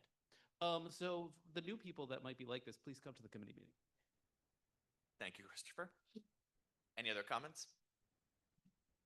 Okay, next one. Okay, so next up, we have an activation that's coming through Union Square Park. It's from Sunnyside Up, but it's on behalf of Facebook. It's a Facebook road trip marketing activation. It's an Airstream trailer that has been branded with Facebook branding. You can take a picture, new profile picture, through various elements of their activation. You can see on this layout in the packet the overall size of the operation. They were very thoughtful in their setup and crowd control, the influencers that will be there. They do not anticipate drawing huge crowds. But this was incredibly contentious in our committee. It involved a lot of conversation about the commercialization of parks and whether or not this was an appropriate use of park space. I do want to note that this isn't coming through the partnership because, one, all of our parks are still permittable even if they are under conservancy agreements.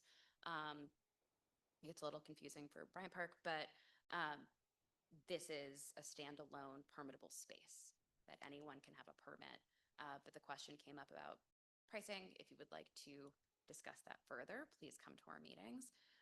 But overall, we did vote to approve this because of the overall accommodations and the size and scope and operational concerns that they took into consideration. And we voted to approve this 8300. There's a mistake in the packet on that vote. Okay, thank you. Any questions, or sorry, conflicts? Questions? Comments? Christopher? Okay, so I'd like to go back to a resolution that we passed in November of 2009. You'll have to go pretty far back for this, but it was handed to me by someone high up in the Parks Committee. And this resolution points to a precedent that we seem to have ignored, or at least a habit we seem to have gotten out of, which is denying commercially motivated applicants such as this. Like, the particular one that I'm talking about in 2009 was actually for Crest, and it was promoting flossing. And I'll tell you something, flossing is a benefit. Like, it's a benefit to you health personally. You should all floss. And a company telling us to floss, public benefit.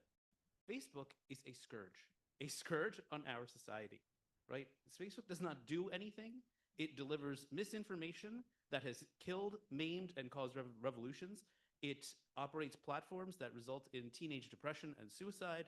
It alienates our elderly relatives who think that it is the internet, which is shameful. And so I do not think that Facebook has any place enjoying our public spaces with the cheap advertising that this turns out to be. The Parks representative who was at our committee meeting did clarify that the fee is around $30,000. I don't know exactly how clear I am about this, but he said that that fee was for any applicant, and that, like, the fees are, just kind of across the board so that it would be equitable. And I don't think that there's anything less equitable than allowing multi-billion-dollar behemoths the ability to pay what to them is pennies to access our park and to use that space. So again, we can look back to times like this Crest flossing thing in Union Square Park, similar, actually a much better setup time than the time we have for Facebook, and with a much better benefit. And that was denied by this board. It is okay to deny this kind of commercial use in our space.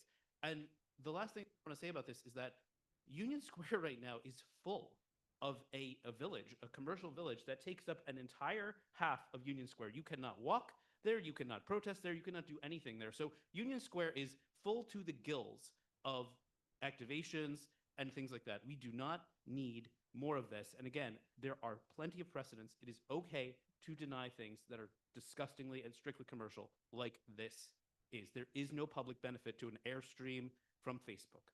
Thank you. Thank you, Christopher. Zool. So floss, use high quality sunscreen, and don't use Facebook. Thank you, Zool. Kieran. Yeah, I just wanted to echo Chris and now Zool. Facebook is a bucket dipper, not a bucket filler, so I'll deny. Thank you. Todd. Okay, so I just want to give an alternative perspective. It's true that back in 2009, which actually predates my involvement with the Park Committee, that they had a much stronger policy on any use of our parks for outright commercial endeavors such as what's been described here. However, given the realities of funding and taking care of our parks, we've compromised over the years and agreed to allow commercial things. The other thing is, I'm no fan of Facebook, but the idea, the trend or the philosophy of the parks, of the Parks Committee has been to try to limit and support the idea of freedom of expression for both big and small, for individuals and corporations, for nonprofits. And our role has try as we can not to limit the free speech of any of those parties, but rather comment on some of the other things that Chris said. If in fact an applicant is too big, or the signage is over the top, is too large and getting in people's faces, or it's unsanitary or too loud, that has been our proper concern. So I would just point out to everybody that whether you're discriminating against a big corporation or a small person, right, the First Amendment is something that we have to take into account. Thank you, Todd. Libby. I do just want to address some of the funding things, is that because this is going through Union Square Park as the Parks Department, this is not affiliated with Union Square Partnership. So the money from this will just be going to the general fund. It is not going to the parks directly. Separately, in the meeting, there was a conversation that came up from the applicant of additional information that separately they may be making a donation, but that is wholly voluntary and has nothing to do with the ability of anybody to permit a space. Also, the way the spaces go, to address the other comment that was made, every park, including Duffy Square, which is Times Square, there is a set fee for the space based on the classification of that park, and there is a fee structure. It is different for the size of the event. That is why some of these things aren't fixed. It has to do with the footprint, it has to do with the traffic, location, and how desirable, time of, like all of these things are set. Please come talk to me. I would love to tell you more about it. But just to be clear that this is going into a general part of the fund. Separately, there are other parks and other concession agreements where a portion of the events are then allowed to just go and flow to those conservancies and flow to them directly. That is true for other different places in our district. There's a little bit less control over the plazas. Again, please come talk to me. I would love to talk to you about how these things work offline. Thank you. Tom. Carter. Yeah, so not addressing the specific purpose, but I do think that we should avoid having a no commercial standing thought. I know that came up, but like the idea just being like that's a can of worms to kind of say like, hey, we really should be pushing back hard overall on commercial uses of the parks, so long as we're good stewards about what comes in and out. That said, the particular user or applicant this time, this is why like we can look and see, and people can go like, we don't feel that they are a particularly good usage of the park. But I don't think in general that's a good idea, just because of a lot of the conservatories use that money to go and drive the parks. Thank you, Tom. Any other comments? Athena.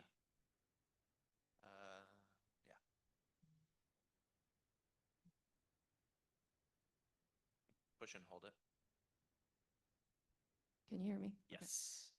I also voted against it at the committee level. Without repeating what everyone already said about Facebook, and what the Parks Committee is currently structured to evaluate or not evaluate, I think the issue to me is, I'll use an analogy. After BP Oil spilled, the Deepwater Horizon project spilled a lot of oil into the ocean and killed a lot of birds. If BP Oil then goes to an aquarium and say, I want to have a marketing activation here, and I will let people take fun photos here and promote the fact that I am a friend of the animals, and then ask me if I would support it, I would definitely say no. I think the similarity here is the fact that, as we all know, Facebook beyond the First Amendment issues, promotes hate speech, took Russian money during the 2016 US presidential election, have meddled with Myanmar's civil situations globally, have not been a promoter of democracy. And for them to come to us and stage and apply for a marketing activation at Union Square, which is historically such an important place for people to gather and protest and come together as people. And in addition, want to advertise themselves as a friend of the local communities is sacrilegious and offensive to me. So I would urge everyone to vote no on this resolution. Thank you. Thank you. Any other comments? Okay, before I go back to Christopher, any last comments? Okay, go ahead, Christopher. Todd.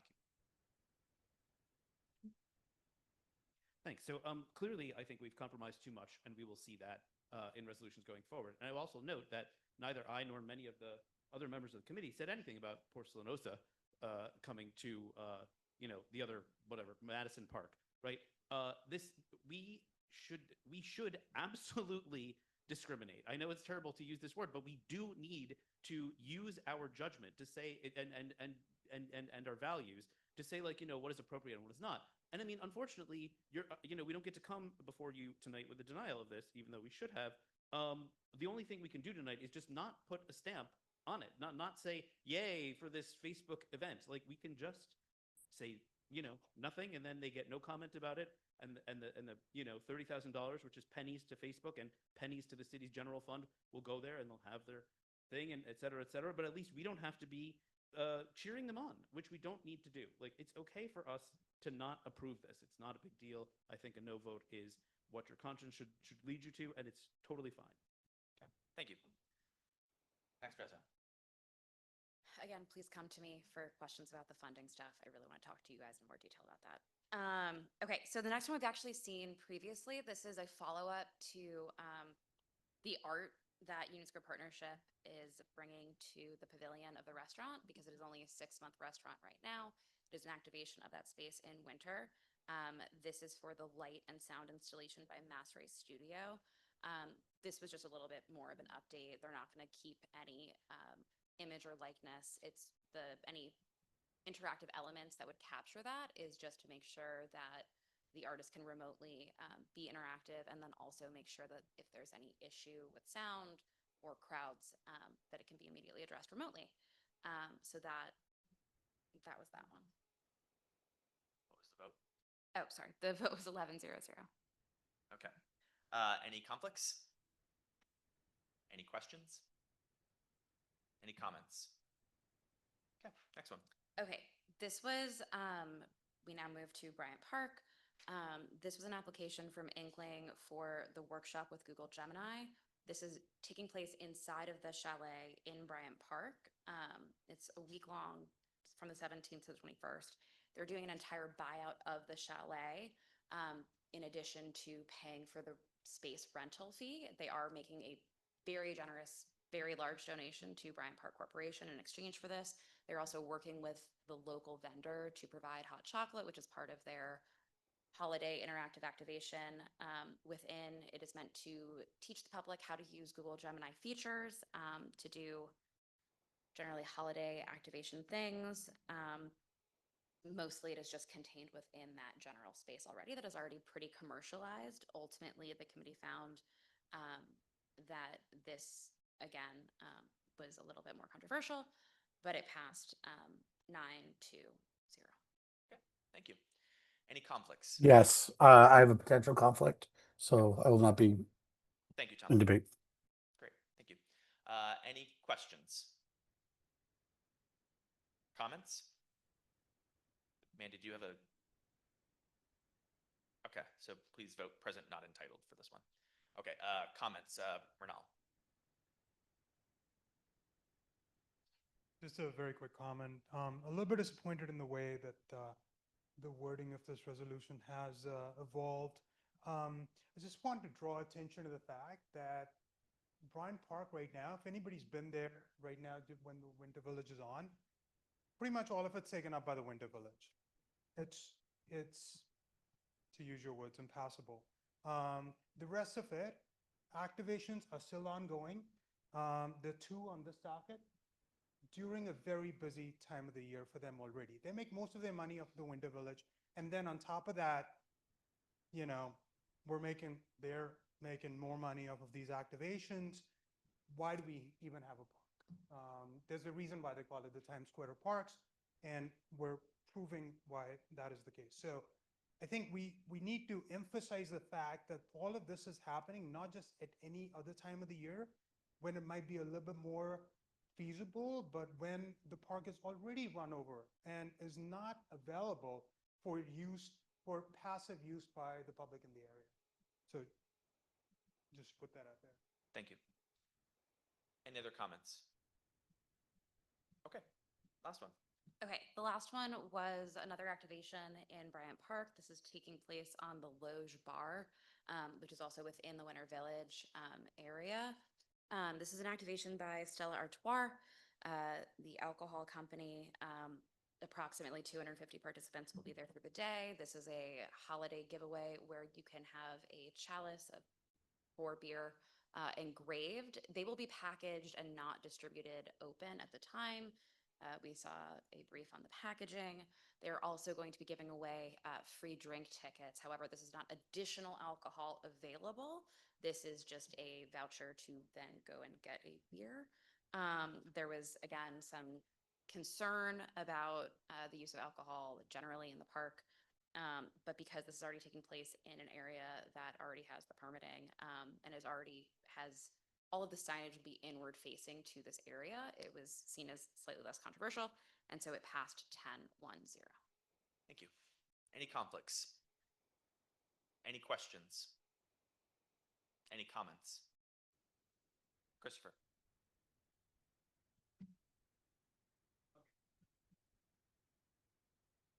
The ticket to get a beer means that someone will get a free alcohol or whatever. They're getting free alcohol in the park. Like, that's just what's going to happen. Like, it's not a coupon for some later place. They redeem it in a bar, and so someone is paying less money and getting more alcohol. I mean, I know it's not an unusual thing, but I don't think that given the way Bryant Park is, and again, with Bryant Park, I think we should just say every time it comes up, when is enough enough? This greedy pig of a park is just sucking up every possible dollar it can at every square foot, and it kills the park. The park is basically dead, certainly for 6 months out of the year. So again, at this point in the committee meeting, I had begun to lose it. And that's perhaps why, because again, you hear these applicants and they come one after the other, and it's very formulaic. They pay. All of these applicants have consultants. They all have consultants because the fees are so low. It costs them nothing to steal our parks for their, corporate benefit. That's what they do. So they have consultants who all do the same exact thing. They say the same thing every time. And again, we heard earlier in the night from a member of the public, I did not say that they shouldn't talk about disability, because that was where we got to this point, but they always just say the same thing about disability, which is to say, we'll do whatever we can and we'll have someone there to help you, but they don't actually seem to have real disability plans. My contention with the disability thing is with Stella Artois, Google, and Facebook is that they all gave the same boilerplate response to the member of the public, not the member of the public wanting to know about these things. That is what the community board is for. That's what we should be doing. But these applicants are just unscrupulous. They do not care about the public. They care only about the free advertising, or basically free advertising, that they're getting. So again, in relation to that, I think that Bryant Park is choked to death with commercial activity, and the other parks are going to wind up in the other parks in our district are going to wind up in the same district because they see Bryant Park and they salivate. They salivate over that the way that their parkland can be turned into, a carnival, and it has to stop. Thank you. Ankur. Appreciate there can be a wide range of views on whether commercial activity in parks is appropriate, and balancing commercial activity with the need for raising funds to support the maintenance of our parks. But I think Bryant Park is wonderful. And yes, there are a lot of people here now in the Winter Village, but I have family visiting in from out of town. The first place they wanted to go was Bryant Park because they love the Winter Village. It is full of people and life. It is a wonderful park, and I do not think it is dead by any means. Thank you. Zool.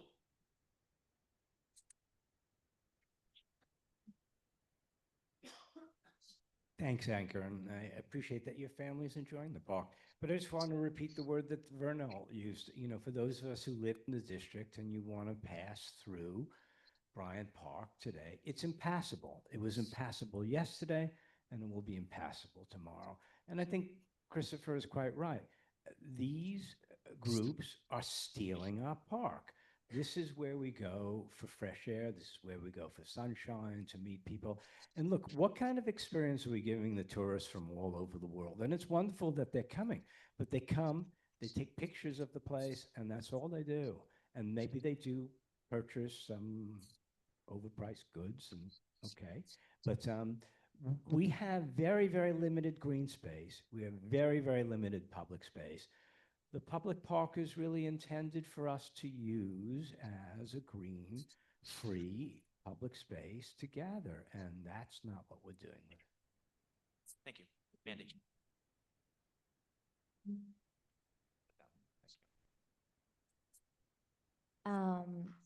I think there are a couple issues that have been raised here. One for debate is obviously the commercialization of parks, but I think a lot of members have also brought up the free or near free, price tag that has been put on to the parks. I guess one thought to throw out there is, if there's an issue with the price at which we are allowing for some level of commercialization, if maybe there's a threshold that could be revisited or concerned for a shorter allowable period. Obviously, there are two different issues here at hand, but given the repeating theme and mention of free or near free, perhaps that's something for further consideration. Thank you. Todd. I just want to say that the kind of comments we're hearing about lack of space and the installations and the commercial use as being too large and inappropriate, not related to the context, the First Amendment, and how we feel about, what they're actually saying, has long been a concern of our Parks Committee, and that we have pressed Bryant Park on many occasions, and as I recall, even in this occasion, in many other contexts, to scale it back, be smaller, have bigger pathways for the things that they're doing, and we've tried to do that consistently. And that is a wholly appropriate review and part of our role. And I certainly think that we'll continue to try to do it. Listening to this conversation, it might seem that we don't care, but that is far from the case. We have tried to use what influence we have to, while we do allow, in certain cases, these commercial installations, we have consistently tried to keep them smaller in scale and do what we can to limit the overt signage and other things of that nature. Thank you, Todd. Samir. I just wanted to say that I like Bryant Park, and I like the Winter Village, and I live in near Columbus Circle, and there's a little winter market there, and I love that too. Thank you. Tom. Yeah, I think the one thing that's I would say concerning your eyebrow raising is this is kind of like an installation within an installation, right? We have the large bar, which is part of the Winter Village, and now we're having applications come in to use the large bar, not the park, but use the large bar, which is part of an already established installation. I just think if they're going to rent these events in the installation, it'd be something they should bring up when we're talking about applying the excuse me one second. Nope, not public comment, TJ, calm down. Sorry, my son. it's something they should bring up as they kind of go through the Winter Village that, hey, we're looking to do XYZ events while we're going through. And it's maybe something we should ask them next year as they're going through, just because this is, like I said, like it's not like they're asking to use Bryant Park. They're asking to use the Lodge Bar, which is part of this installation of the Winter Village. And it wasn't part of the original ask for Winter Village. So does this count as, their number of activations? Is this an activation within an activation? It just seems like it's compounding the problem. Thank you. Gail. Just one thing I wanted to throw out, particularly for this activation, but really kind of a comment on all of them. When we were talking about this activation, a member of the Parks Department was sitting next to me and he turned to me and said, "Oh my gosh, I am so excited. I have to go get one of these." And I think what it just has showed to me, with this Facebook activation, Google, the Stella, yes, some of these companies may be commercializing the parks and we may not feel great about that, but clearly some members of the public are looking forward to it and happy about these. And I feel like if we're going to figure out how to take a stance on this go forward, we really need to figure out how the residents and the people who work in these areas really feel, because right now I don't feel like we have that. So I did vote to approve this and some of the others, but I think there's a real opportunity for us to do some sort of survey or real research to understand how everyone's feeling. Because we've even heard here, some people love the Winter Village, some people don't. How can we serve everyone? Thank you. Libby. So again, please, as far as the money goes, please, please, please, please come call me. You can get my number from Marisa to talk about the permitting fees. As far as Winter Village goes, when Bryant Park came to us for Winter Village overall, they did not yet have any activations. We requested information on them several times. Some of these things come together closer to the time frame. They had not signed contracts yet. Some of these activations came to us pretty late because, again, those contracts weren't signed. So this is happening within that, but that was addressed during our due diligence for the Winter Village. I just want to make that clear. Also, there is not a cap on the number of events that Bryant Park can do. Unlike some of the other conservancies, they are all different and unique. Again, please come talk to me. Thank you.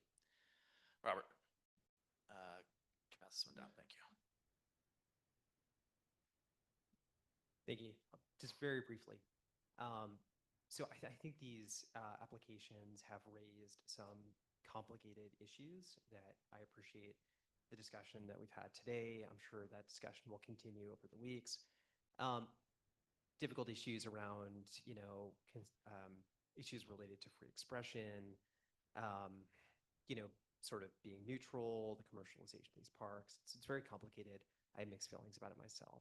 The one point I wanted to add is one that has been alluded to a couple of times, which is that even though these activations or uses of the parks are not necessarily for everybody, not necessarily for me, they're obviously providing value to lots of people.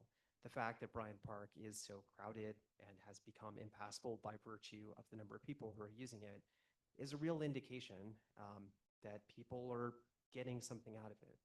And I think that's an important perspective to bear in mind. These parks are not just places for the people who live there.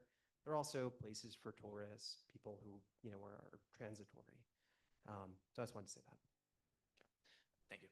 I'm going to go to you next, Andrea, but I do want to say, because I think that this has been going on long tonight, but also generally at our board, that we are looking to put together a task force to look at this and figure out if the board can sort of have a more wholesome discussion about this rather than discussing it every single time one of these activations comes up. So keep an eye out for that, for all of those who are been actively involved tonight in these discussions, because we want to hear from you. Get on to Andrea, please.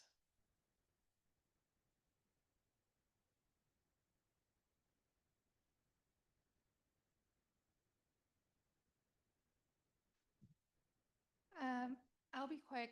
I agree that there are different interests. Some people do like the busier, more commercialized Bryant Park, while some people in the neighborhood would like a quiet green space. I think I will be very interested to see the stats of how many days of the year there are commercial events being held at Bryant Park and how many days of just like green space. I think moving forward with those information will be more, informed to make a balanced decision and votes, and to keep the entire community in mind. Thank This- you. Okay, yeah, thank you. Alan?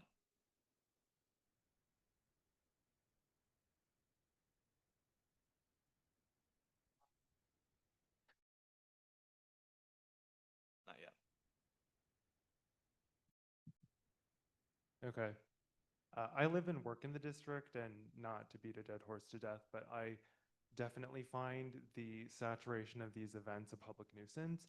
And I just want to point out that there are plenty of alternatives for these corporations to host these events. There are vacant storefronts, people can do pop-ups, these companies can rent out spaces, event spaces that are designed for this, the Javits Center, whatever. But we do not have alternatives for using green space and congregating and using them recreationally when they are occupied by these activations. So I would just like to make that point. Thank you. I see you, Christopher. Any other comments? John, yeah, John.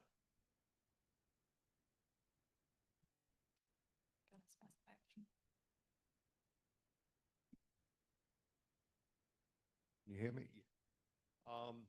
I think there are great arguments on both sides of this issue. I just want to remind everybody here, please don't kill the magic of Manhattan. It's a very special place. And there are lots of other places in the country where people can go and have solace and solitude. And I'm just a big Manhattan person. I just would say, don't kill the magic. Don't kill the goose that lays the golden egg. Thank you, John. Milan. Okay, I'm going to not beat this dead horse. I think we've gotten the point, but I think, I don't know if it was, and speaking of horses, regarding the horse-drawn carriage debate, I don't know if it was Zool or someone else who pointed out something really interesting, that you might feel strongly for or against something, but you might want to operate with data, with information. What does the community think? And I think it was, sorry, Gail, who also mentioned similarly, if anybody actually read my statement when I ran for this office, I actually brought that point up myself, actually. Okay, that I think we should think about how might we engage the community, whether it's through surveying. Maybe we don't have to do it for every resolution. I'm not saying that it's required to do that for every decision, and I don't think design by committee, if you call it that, necessarily makes sense. We don't have to go to the community for every single thing in that way. But when there are particular issues like this, maybe we have a rubric, a framework to say, you know what, this one warrants going to the community. So I feel like there's an opportunity here. I'd love to make more data-informed decisions. And sometimes you have to meet people where they're at.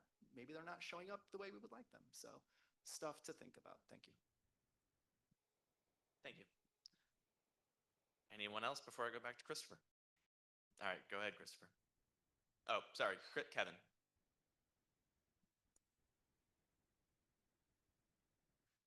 Sorry, just my 2 cents on this issue. I just want everyone to keep in mind that both in Union Square and in Bryant Park, both of those areas are all surrounded by many small businesses and restaurants and bars that rely on excess traffic that happens this time of year. And as residents, we get to enjoy all of those bookstores and coffee shops and things year round, but most of that time of the year, they're losing money that part of the year. And so the reason that Barnes & Noble and Union Square is still in business is because times like this, it's called Black Friday for a reason, because they turn their books go into the black on that Friday. And so there is a little bit of a necessary evil where, there are some benefits from the throngs of crowds, as uncomfortable as they sometimes can be. Thank you. Thank you. I've lost track of who's spoken already. Zool, and then I'll go ahead, Zool.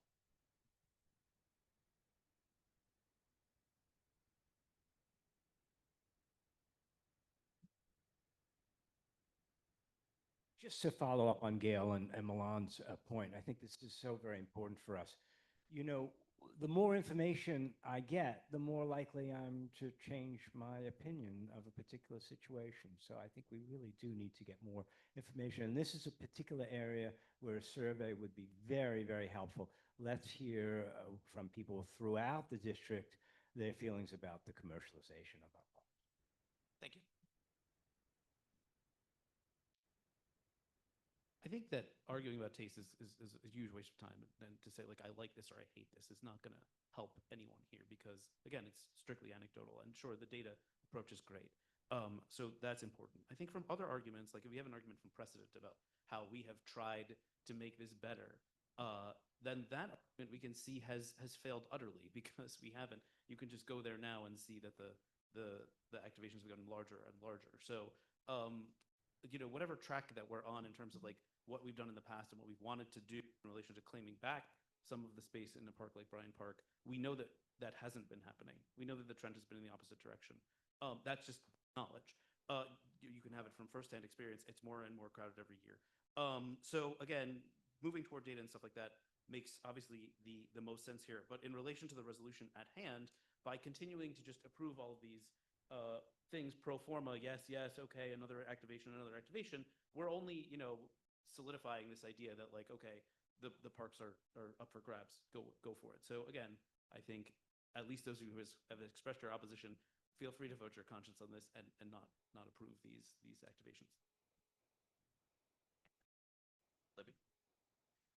I did just want to say that in the past, there have been some successes from the community board. One, we shape activations at the margins. A lot of that happens during due diligence and different accommodations are made during that process prior to coming to our conversation at committee. And two, some of Bryant Park, the footprint for Winter Village, if you remember prior resolutions from this past year, there used to be stores along 40th Street, and those are now totally within the park. So that footprint has been reduced, and the number of actual kiosks has also been reduced. So, and prior to my joining the board, there were very, very big efforts made.